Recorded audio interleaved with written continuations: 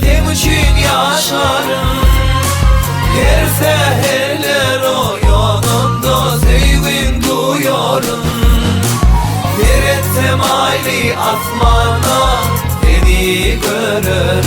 Ah, men sen için geldim, bu dünya sen için yaşarım.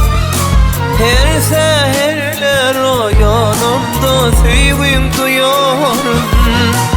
Seyretsem ayli asmana seni görürüm. Aşık oldum bir bakışta, ellenirken alnımla canım.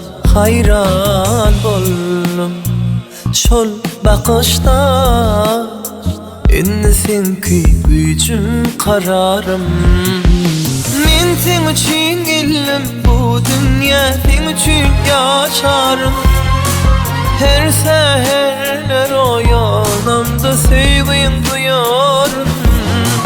Seyretsem ayrı asmana seni görürüm. Men sen için geldim, bu dünya sen için yaşarım. Her seherler o yanımda sevin duyuyorum.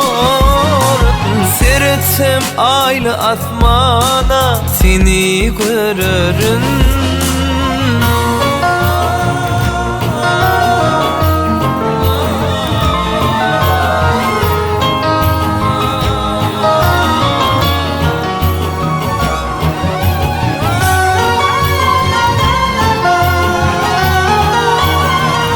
Şirin seyrim gülür yüzüm, eridir dağların karını. Sen dünyamın, sen ikbalım, çallarıma ayrılık sağını.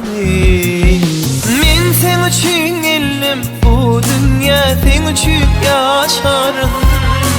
Her seherler o yanımda sevin duyuyorum. Vakit etsem ayli asmana seni görürüm. Men sen için geldim, bu dünya sen için yaşarım. Her seherler